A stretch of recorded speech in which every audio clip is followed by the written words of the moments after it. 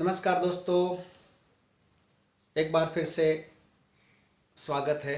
मैं एस्ट्रोलॉजर गिरीश गुरुजी हमारी भद्रकाली ज्योतिष कार्यालय चैनल में आप सबका हार्दिक स्वागत करता हूं। और आज एक ऐसा वीडियो लेके आया हूं जो आपको हिला के रख देगा। इसमें मैंने अपने काफ़ी अनुभव भी देखे हैं। पिछले 25-30 साल से मैं ज्योतिष का काम कर रहा हूं और उसमें मेरे पास जो भी लोग पूछने आते हैं उनकी क्या क्या समस्याएं हैं, उससे मैंने एक लिस्ट तैयार किया है कि हर एक व्यक्ति उनके जीवन में जो जो समस्या है, खास करके दुख है, परेशानी है, संकट है, घर में कलेश है, लक्ष्मी बिल्कुल टिकती नहीं है और हर प्रकार से कहीं ना कहीं स्ट्रगल करनी पड़ती है। तो इसके मैंने कुछ कारण ढूंढे हैं। मैं एक एक कारण बोलता हूँ, आप उसे नोट कीजिए, बार बार वीडियो देखना तभी समझ में आएगा। और आप चेक कीजिए कि इसमें से आपके लाइफ में कितने कारण हैं। अगर सारे कारणों में से आधे हैं तो आप उसे कोशिश करें, बाकी के सारे अच्छे कारण हो उसके लिए। अगर 25% कारण है तो उसे दूर कीजिए, बिल्कुल नहीं है तो अच्छी बात है। लेकिन अगर आपको लगता है कि सारे कारण या काफ़ी कारण ऐसे हैं जो मेरे लाइफ में दिख रहे मुझे, तो फिर आपको उसके लिए विशेष मेहनत करनी होगी। तो सबसे पहले शुरुआत करते हैं। अगर आपने मेरी चैनल को अभी तक सब्सक्राइब नहीं किया है तो सब्सक्राइब करें, लाइक करें, शेयर करें, वीडियो अच्छा लगे तो कमेंट करें और अपने दोस्तों में इसे ज़रूर शेयर करें, क्योंकि ये हर व्यक्ति के लिए है, सिर्फ आपके या मेरे लिए नहीं है। तो शुरुआत करते हैं कि पहला कारण है, आप सूर्योदय होने के बाद भी सोते रहते हैं। तो चेक कीजिए और उससे बदलिए। सूर्योदय से पहले व्यक्ति को उठ जाना चाहिए। रात को आप बहुत ज़्यादा देर तक जगते हैं, 1:30, 2, 3 बजे तक, तो ये भी आपको आदत बदलनी होगी। समय पे आपको सोना होगा। तीसरी बात, आपको पेट भर के गले तक ठूस ठूस के खाने की अगर आदत है और तुरंत फिर लोटा भर पानी पीने की भी आदत है, तो आपको यहाँ पे भी चेतन होना पड़ेगा। और आधा पेट खाना, फिर उसके बाद में थोड़ा पानी पीना और 1-2 घंटे के बाद ज़्यादा पानी पीना हो तो चलेगा, लेकिन तुरंत पानी पीना नहीं। और थोड़ा सा वायु के लिए भी जगह रखना पड़ेगा। चौथी बात, अगर आप नग्न रूप से स्नान करते हैं तो ये भी गलत बात है। कोई ना कोई वस्त्र रहना ही चाहिए और स्नान करते टाइम आपका मुख पूर्व दिशा की ओर होना चाहिए। गंगा, जमुना, सरस्वती माता को याद करके उनसे पवित्रीकरण की प्रार्थना करके स्नान करना चाहिए। आप अपने मंदिर को देखिए, अगर उसमें बहुत ज़्यादा मूर्तियाँ और फोटो आपने भर दिए हैं और समय पे आप उनकी पूजा नहीं कर पाते हैं, तब भी प्रॉब्लम आ सकता है। आपकी कुल देवी को देखिए, उसके लिए आपको एक स्वतंत्र स्थान देना ही चाहिए। उनके साथ सारे फोटो या मूर्तियाँ रखेंगे और पूजा नहीं कर पाएंगे, तब भी कुल देवी का आशीर्वाद नहीं मिलेगा। उपरांत कुल देवी के मंदिर के ऊपर दूसरे कोई फोटोग्राफ या और कोई वजनदार सामान नहीं होना चाहिए। आपकी कुलदेवी का मंदिर है उसको या फोटो को लग के ही इलेक्ट्रिक की सीरीज भी नहीं होनी चाहिए, इसका भी ध्यान रखिए। और मंदिर के अंदर आप देखिए कि हो सके तो आपको शुद्ध गाय के घी का ही दीपक जलाना है और तेल या घी वाले हाथ से आपको दीपक नहीं जलाना है। उसके पहले आप एक बार हाथ को साफ कर लीजिए। तीसरी बात, आपके मंदिर में कोई भी मूर्ति या फोटो या फ्रेम या कांच टूटा फूटा खंडित नहीं होना चाहिए। बासी पुष्प नहीं होने चाहिए। मंदिर में गंदगी, कचरा या मकड़ी के जाले लगने नहीं चाहिए, वरना आपकी प्रगति होना थोड़ा मुश्किल होता है। इसके बाद आप देखिए कि आप घर में जो झाड़ू रखते हैं वो कैसे रखते हैं। अगर झाड़ू उल्टा रखते हैं तब भी थोड़ा नुकसान होता है और सुला के रखते हैं। झाड़ू को जहाँ से हम पकड़ के साफ करते हैं वो दिशा ऊपर होनी चाहिए और सीधा रखना चाहिए। खास करके घर के वायव्य कोण में, जिसको हम लोग नॉर्थ वेस्ट बोलते हैं, वायव्य कोण में रखेंगे तो ये झाड़ू का पूरा लाभ मिलेगा। आगे देखिए, आपके घर के अंदर घड़ी कौन सी दिशा में है। पूर्व या ईशान दिशा में घड़ी अगर होगी तो वो आपके लिए काफ़ी लाभकारी होगी। दक्षिण दिशा में नहीं रखनी चाहिए। घर में कोई भी बंद घड़ी, बिगड़ी घड़ी बिल्कुल न रखें, उसे तुरंत रिमूव कीजिए। इसके उपरांत आप देखिए, आपके घर में आईना यानी कि मिरर कहाँ लगा हुआ है। अगर वो पूर्व दिशा उत्तर दिशा में है तब ठीक है। दक्षिण दिशा में मिरर नहीं होना चाहिए। बेडरूम में मिरर नहीं होना चाहिए और अगर बेडरूम में मिरर है तो उसके ऊपर आपको पर्दा लगाना है। मिरर टूटा फूटा या मैला कुचला नहीं होना चाहिए, बिल्कुल नया होना चाहिए। और आप मिरर को इस तरह से ऊपर देख के अपना चेहरा देखे ऐसा होना चाहिए, ऐसा नीचे दिखे ऐसा मिरर नहीं होना चाहिए।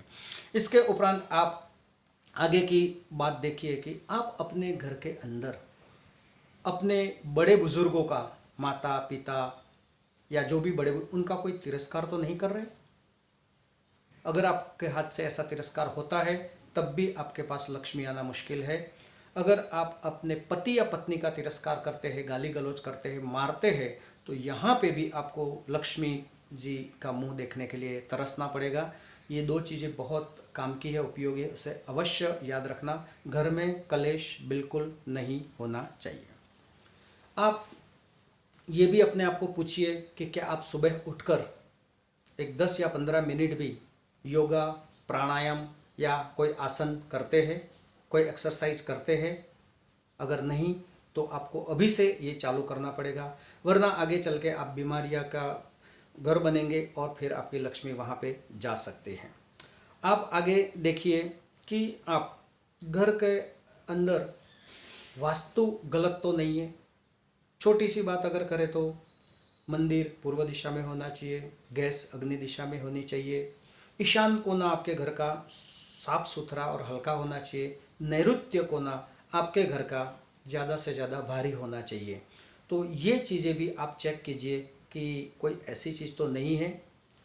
आगे आप अपनी जन्म कुंडली के ऊपर ज़रा नज़र डालिए कि अभी आपको कोई 2.5 साल की पनौती या 7.5 तो नहीं चल रही है, उसमें भी काफ़ी हमें कसौटियाँ का सामना करना पड़ता है। उसके उपरांत आप अपनी जन्म कुंडली में देखिए कि आपका जन्म व्यतिपात योग में, वैधृति योग में, मूल नक्षत्र, आश्लेषा नक्षत्र या ज्येष्ठा नक्षत्र में इस तरह के योग में हुआ है तो उसकी भी आपने अगर शांति नहीं कराई है तो एक बार करा लीजिए। उसके उपरांत जन्म कुंडली में बनने वाले जो योग है, जैसे कि विष योग, श्रापित दोष, काल सर्प दोष, केमद्रुम दोष, शकट दोष, ग्रहण दोष, चंडाल दोष, अतिगंड योग या विष्कुंभ योग, इन सब दोषों में अगर आपका जन्म हुआ है तो इसमें भी आपको अपने जन्म कुंडली की शांति करानी चाहिए। आगे अपने आप को पूछिए कि आपने जो भी रत्न की अंगूठी धारण की है वो किसी एस्ट्रोलॉजर से पूछ के की है या अपने मर्जी से पूछिए पहनी है। अगर आपने अपनी मन मर्जी से पहनी है तो उससे एक बार एस्ट्रोलॉजर की सलाह लेके पूछ के पहनने में कोई हर्ज नहीं है। दूसरी बात, आपने जिस रत्न की अंगूठी पहनी है वो रत्न आपके लिए ज़रूरी है या नहीं, आपकी उम्र के हिसाब से वो रत्न है या नहीं, आपने जिस उंगली में वो धारण किया है वो आपके लिए उंगली ठीक है कि नहीं, ये सारी चीज़ें आप कंसल्ट करके एक बार पूछिए। इसके उपरांत आपने कोई रुद्राक्ष पहनना है तो उसको सिद्ध करके उसका सम्मानपूर्वक, मान मर्यादा पूर्वक रुद्राक्ष आपको पहनना चाहिए, जिससे वो रुद्राक्ष से भी आपको अच्छा खासा लाभ हो सकता है। इसके उपरांत आप अपने आप को एक सवाल पूछिए कि आपकी लाइफ में क्या शराब, मांस मटन मच्छी, जुआ या व्यभिचार का स्थान है?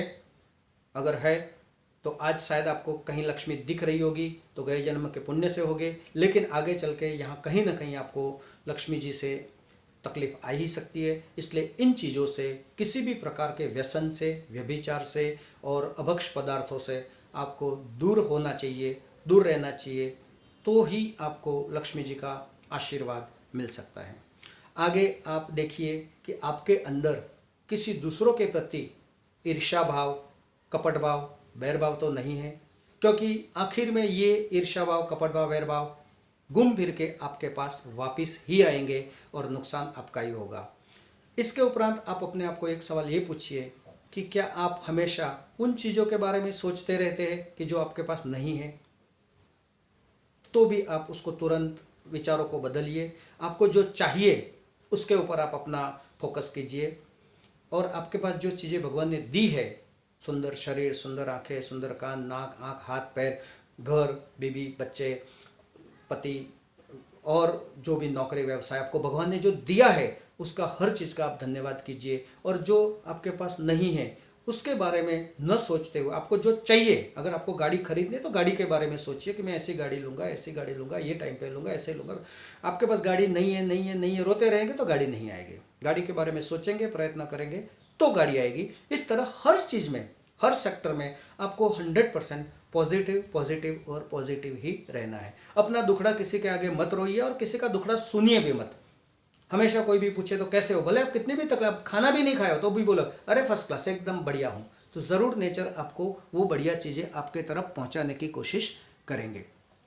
इसके उपरांत दोस्तों, अपनी सफलता के लिए कभी किसी दूसरे के ऊपर कोई मंत्र तंत्र टोने टोटके जादू टोना करने की सोचिए भी मत। करने की तो बात दो, सोचिए भी मत, क्योंकि आखिर में घूम फिर के वो चीज़ें आपके पास ही वापस आती है और आपको नुकसान ही करती है। तो दोस्तों, इसके उपरांत अगर कोई भी समस्या आपको लगती है कि आपके जीवन में है, तो आप अपने बड़े बुजुर्गों से, गुरुजनों से या मुझसे पूछ सकते हैं कि मेरी ये समस्या है, क्यों है। तो आखिर में उसका समाधान निकलेगा और आपको समस्या का समाधान दिया जाएगा। लेकिन मैंने जो जो बातें बताई, ये सारी बातें आप देख लीजिए कि आपके जीवन में कहीं ना कहीं मिलेगी। एक दो बातें और कि आप जो भी पूजा पाठ करते हैं उसमें एक ही स्थान, एक ही समय, एक ही आसन और एक ही माला का प्रयोग आपको करना चाहिए। ये भी एक अच्छा लाभदायी है। जो भी मंत्र जाप करते हैं वो न तो एकदम धीरे से न एकदम जोर से, लेकिन रिदम से करना चाहिए। और ऐसे डोलते डोलते डोलते डोलते लोग करते, ऐसा भी नहीं करना चाहिए। स्थिर बैठ के आपको जो भी है जाप करने चाहिए। और कभी कभी 15 दिन में पूर्णिमा, एकादशी, पंचमी या ग्रहण या ऐसे कोई अच्छे मौके पर छोटा सा भले खुद कर लो, लेकिन हवन भी आपको करना चाहिए। जो जो देवी देवताओं की मूर्ति या फोटो आप रखते हैं उनको अपना अपना खुद का एक दीपक जला के उनके सामने बोल के रखिए कि हे कुलदेवी ये आपका दीपक, हे कुलदेवता ये आपका दीपक, या ये गणपति जी ये आपका दीपक। एक ही दीपक सारे भगवानों के लिए आप दे देंगे तो ये कुछ ज़्यादा लाभकारी नहीं होगा। और लक्ष्मी जी को जो भी प्रिय चीज़ें हैं, ये प्रिय चीज़ें आप घर में रख सकते हैं। जैसे कि श्रीयंत्र है, पारद श्रीयंत्र, पारद का शिवलिंग है, पारे की बनी हुई चीज़ें होती है, केशर है, कमलगट्टा है।